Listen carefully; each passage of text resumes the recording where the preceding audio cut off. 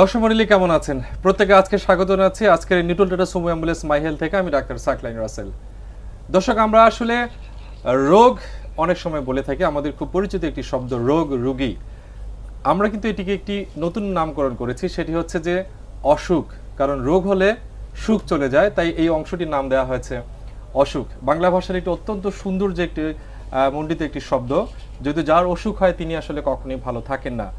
আমাদের চিন্তাধারা থাকে একজন মানুষ কিভাবে ভালো থাকবে সে বিষয়টি নিয়ে, কিন্তু যিনি ভালো থাকার সামর্থ্য হারিয়ে ফেলেছেন, যার সামর্থ্য নাই সামান্য একটি কাজ নিজের কাজ নিজে করতে, অসুস্থ হয়ে পড়েছেন তিনি, পক্ষাঘাতগ্রস্ত তিনি, কিভাবে এই মানুষটি তার স্বাভাবিক জীবনে ফিরে যাবে, সামান্য কিছু কাজ করে তার প্রতিদিনের বেঁচে থাকাটাকে আরো সুন্দর করতে পারবে, সেগুলো নিয়েও আমাদের ভাবা প্রয়োজন।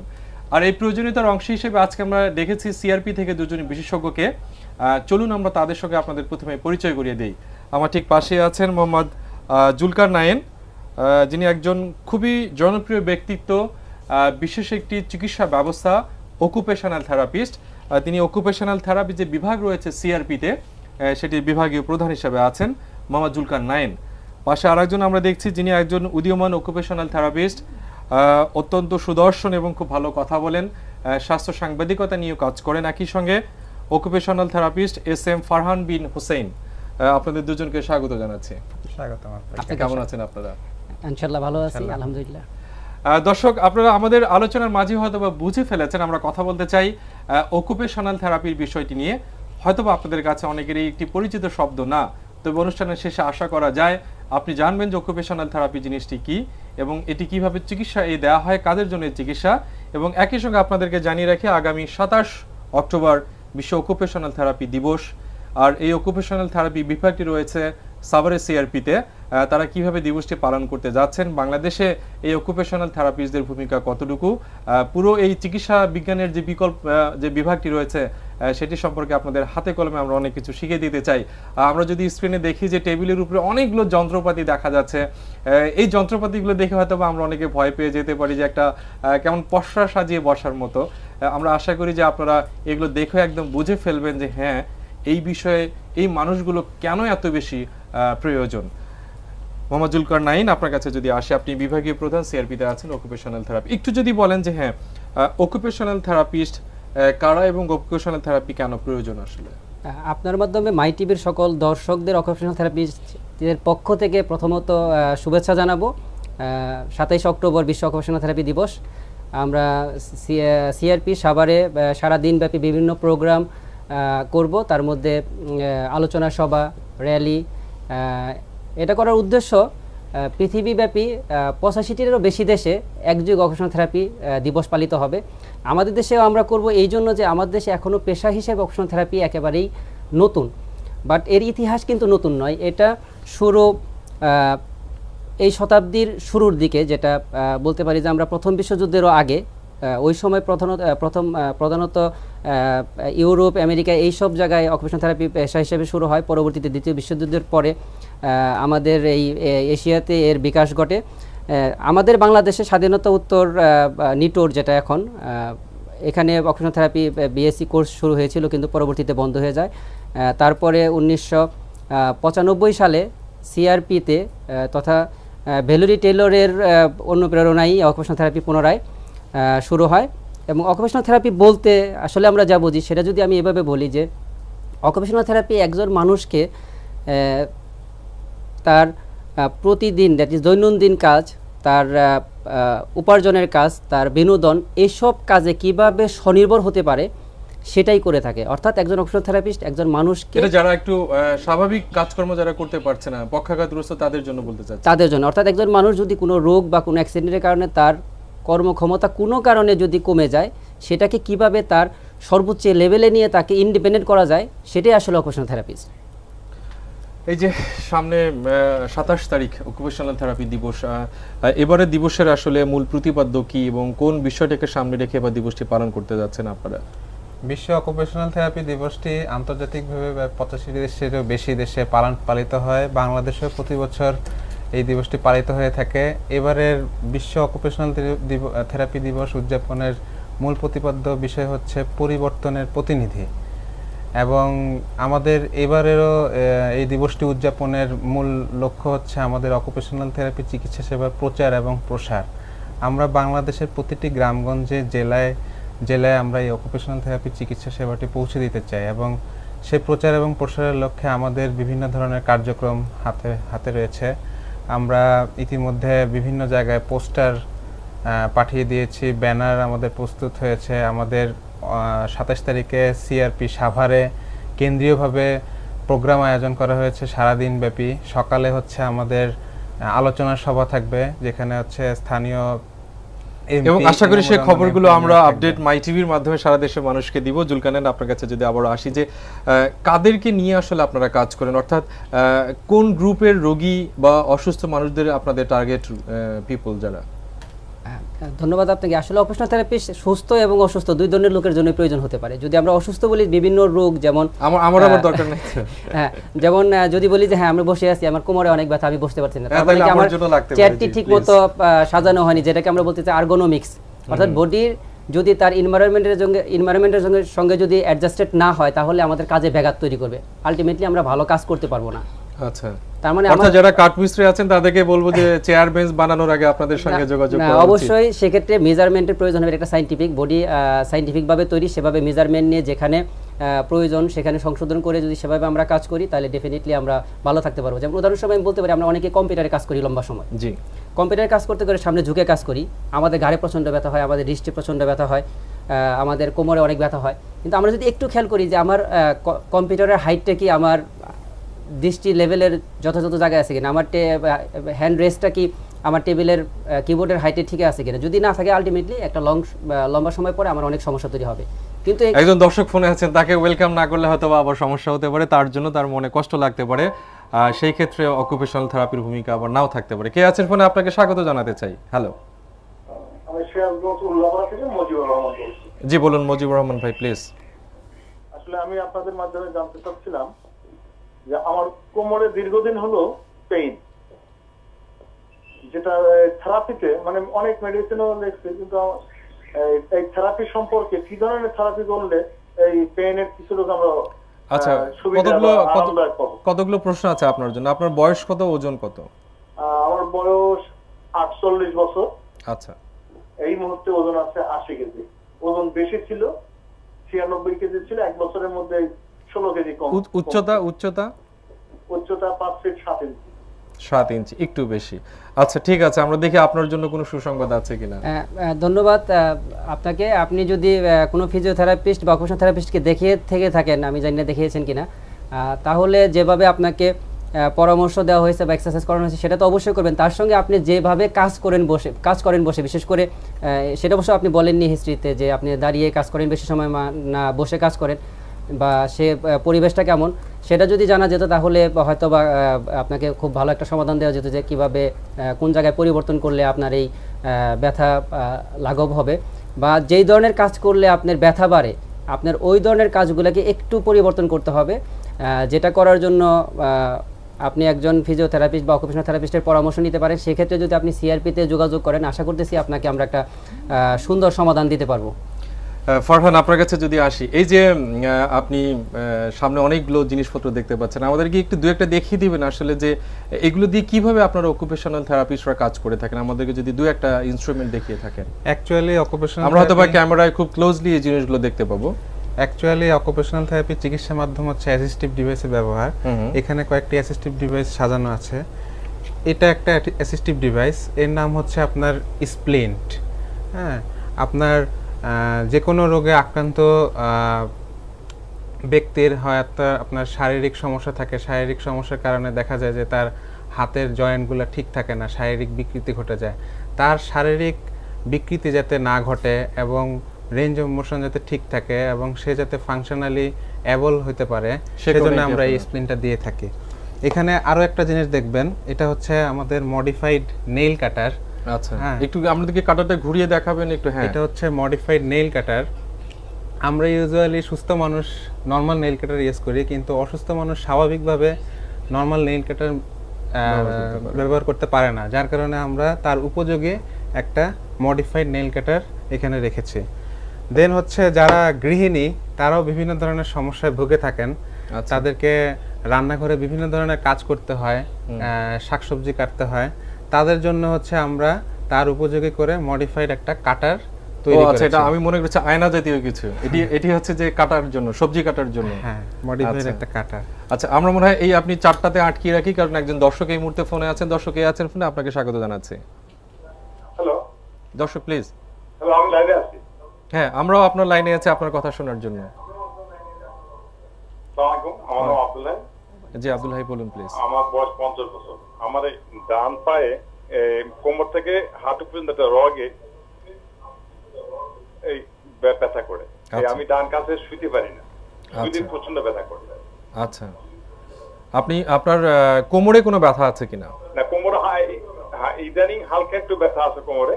আচ্ছা, আপনার কি কখনো এমন মনে হয় যে কোমরের ব্যথাটা ছড়িয়ে পড়ছে পা দিয়ে, এরকম কখনো মনে হয় কিনা? না না না, এই কোমরের ব্যথাটা ছড়িয়ে পড়ছে বলে আমার মনে হয় না। আমি অর্থোপেডিক ডাক্তার দেখাইছিলাম, জি, তারাও তেমন কিছু ওষুধ দিয়েছে কিন্তু কাজ হয়নি। তারপরে নিউরো মেডিসিন দেখাইছি, তারপরে কোনো কাজ হয়নি।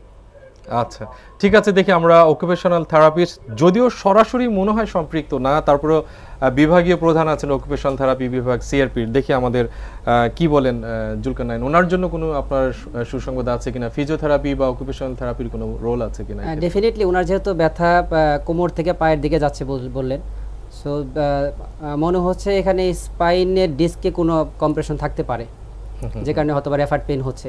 সেক্ষেত্রে যদি একজন ভালো ফিজিওথেরাপিস্ট দেখান কিংবা অকুপেশনাল থেরাপিস্টের পরামর্শ নেন, আশা করতেছি উনি বেটার ফিল করেন। সেই সঙ্গে তার যেহেতু শোয়ার সময় এসে ব্যথাটা ফিল করে, সেখানে একটু মডিফিকেশন। আমার মনে হয় যে উনি যেটি বললেন, আমি যদি সারমর্ম করি, আপনার আসলে একটা মানে কম্বাইন্ড চিকিৎসা দরকার। একটা হচ্ছে যে স্পাইনাল সার্জন যারা আছেন তারা আপনাকে সাহায্য করতে পারেন, একই সঙ্গে ফিজিওথেরাপি ভালো ভূমিকা আছে। সমন্বিত চিকিৎসা নিলে আমার ধারণা হয়তো বা আপনি ভালো থাকবেন। একজন দর্শক এই মুহূর্তে ফোনে আছেন, আপনাকে স্বাগত। হ্যালো, আসসালামু আলাইকুম। জি ওয়ালাইকুম আসসালাম। আমার কিছুদিন আগে স্ট্রোক হয়েছিল। জি, স্ট্রোক হওয়ার কারণে মাংসেতে প্যারালাইসিস। আচ্ছা আচ্ছা, এখন বাম পা এবং মেরুদণ্ডের হাড় ব্যথায়। আচ্ছা আমি নামাজ কালাম স্বভাবত বৈঠক করে নামাজ পড়তে পারিনি। আচ্ছা, আপনার হাত পা নড়াচড়ায় কোনো সমস্যা আছে কোনো একদিকে? না, এখন সমস্যা নেই। আচ্ছা, আপনি যে কথা বলছেন, আমাদের কেন জানি মনে হচ্ছে যে আপনার কথা বলতেও কিছুটা কষ্ট হচ্ছে, এরকম কি কোনো বিষয় আছে? কথার মধ্যে অসুস্থতা আছে, জড়া যায়, জড়িয়ে যাচ্ছে, সেটা আমরা আপনার খেয়াল করছি আর কি। তো আপনি এই সমাধান চাচ্ছেন এই তো আমাদের কাছে? জি জি। আপনার নাম যেন কি বললেন? আমার নাম আনোয়ার হোসেন। আনোয়ার হোসেন, কোথা থেকে বলছেন আপনি? ধানমন্ডি। ধানমন্ডি। আচ্ছা, আপনাকে আমরা কিছুক্ষণের জন্য বসিয়ে রাখবো, কারণ আপনারা জানেন যে মাই হেলথে ঠিক মাঝ পর্যায়ে এসে আমাদের একটা বিরতিতে যেতে হয়। যারা দর্শক আপনারা দেখছেন, আমার মনে হয় যে কিছুক্ষণ আমাদের সঙ্গেই থাকুন। বিরতিতে যে আমরা যাচ্ছি, বিরতির পর এসে আমাদের আজকে ধানমন্ডির এই ভাইয়ের যে কষ্টটি আছে, আমরা সেটির সমাধান একটা দেবার চেষ্টা করবো। আমাদের সঙ্গেই থাকুন। মাই হেলথ এই পর্যায়ে নিচ্ছি ছোট্ট একটা বিরতি।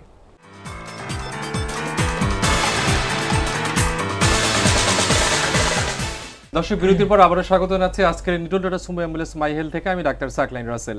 যারা ইতিমধ্যে আমাদের সঙ্গে অংশগ্রহণ করেছিলেন, আপনারা জানেন আমরা কথা বলছিলাম অকুপেশনাল থেরাপি নানা দিক নিয়ে, আর বিশ্ব অকুপেশনাল থেরাপির সামনে রেখে আমরা আজকের অনুষ্ঠানটি আয়োজন করেছি। একই সঙ্গে আমরা আপনাদেরকে তথ্য দিয়ে সাহায্য করছি কিভাবে একজন পক্ষাঘাতগ্রস্ত ব্যক্তিকে বাংলাদেশের অকুপেশনাল থেরাপিস্টরা সাহায্য করছেন তাকে স্বাভাবিক জীবনে ফিরিয়ে আনার বিষয়টি নিয়ে। আশা করি আজকের অনুষ্ঠানটি আপনাদের অনেক ভালো লাগছে। তবে বিরতির আগে একজন দর্শক আপনি ধানমন্ডি থেকে ফোন করেছিলেন, ওনার আসলে চাওয়া ছিল আপনার কাছে যে বিষয়টি জানতে চাই যে উনি স্ট্রোক করেছিলেন, এখন ওনার কোমরে এবং পিঠে একটু ব্যথা আছে। কথা বলতে গিয়ে আমরা যেটা আবিষ্কার করলাম, উনি আসলে ওনার কথা জড়িয়ে যায়, যদি আমরা মনে করি যে এটিও খুব গুরুত্বপূর্ণ একটি বিষয়। আপনি কিভাবে আপনারা আসলে তাকে সাহায্য করতে পারেন? সম্মানিত শ্রোতাকে ধন্যবাদ যে উনি সুন্দর একটি বিষয় নিয়ে এসেছেন। স্ট্রোক পরবর্তী বিভিন্ন সমস্যা, বিশেষ করে কথা বলতে একটু জড়তা হচ্ছে, তারপরে একটু একপাশে একটু ব্যথা অনুভব করতেছে। এটা ভয়ের কিছু না, স্ট্রোকের ফলে এরকম সিমটম আসতেই পারে পরবর্তীতে। বাট উনি যদি রিহ্যাবিলিটেশনের মধ্যে এসে থাকেন, বিশেষ করে physiotherapy, occupational therapy, speech therapy যদি নিয়ে থাকেন বা নাও নিয়ে থাকেন, তাহলে আমি মনে করি যে এখনও যেহেতু কথা একটু জড়তা আছে, স্পিচ থেরাপিটা নেওয়া ওনার জন্য জরুরি।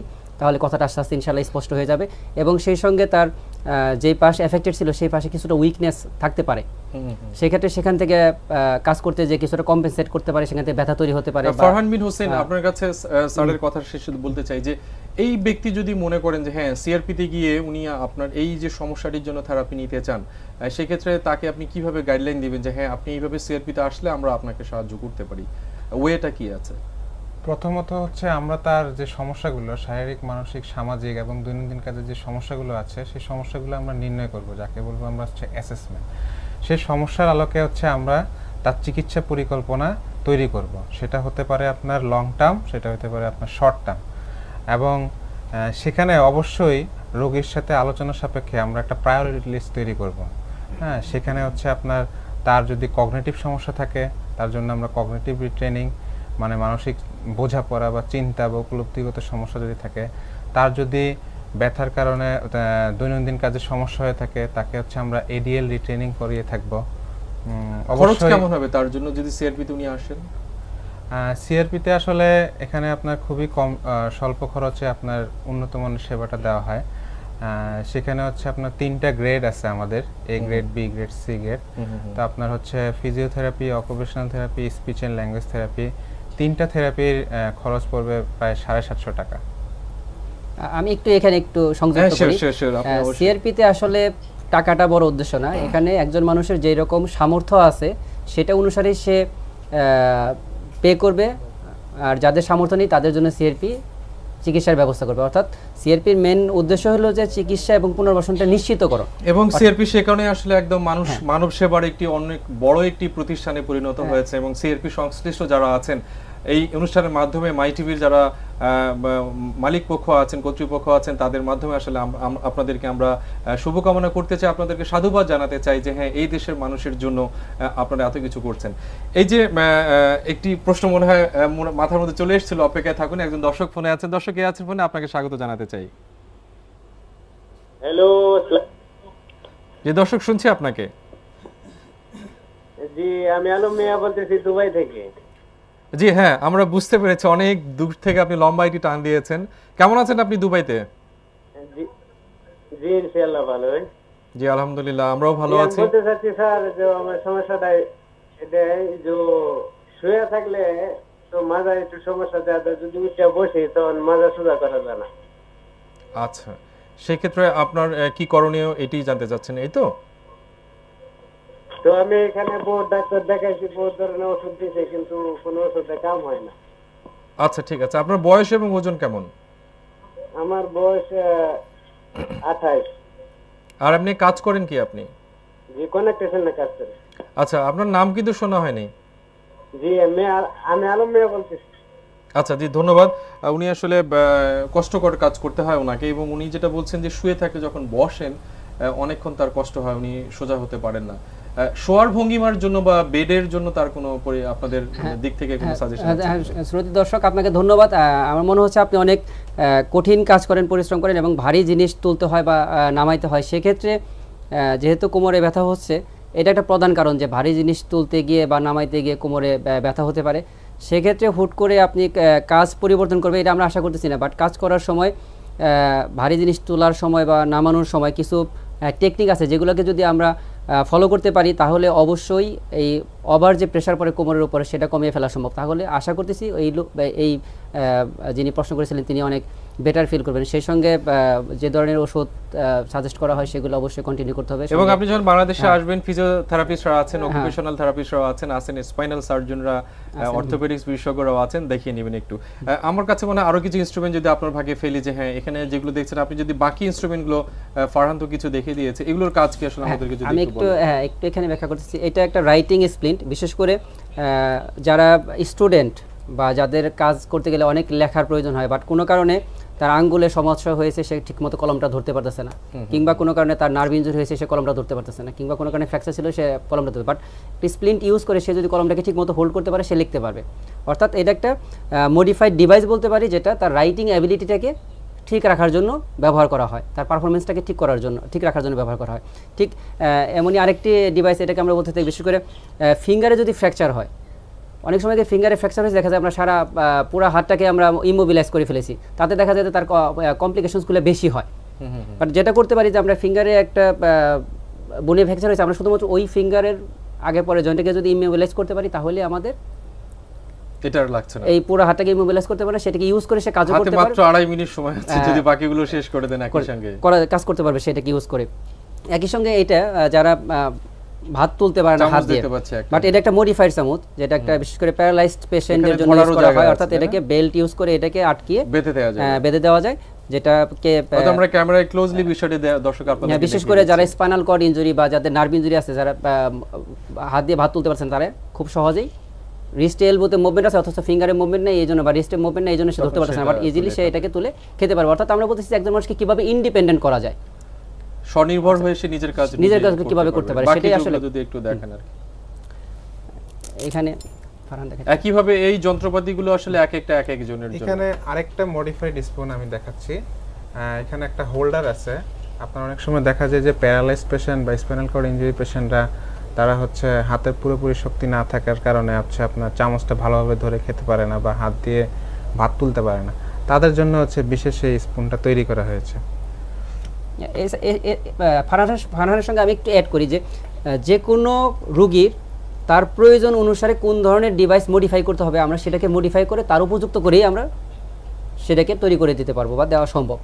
তাহলে আর এই ডিজাইনগুলো ইন্ডিভিজুয়াল, যে একজন ব্যক্তির এক এক ধরনের নিড হতে পারে, তার প্রয়োজন অনুসারেই তার জন্য ডিভাইসগুলোকে সিলেক্ট করতে হবে।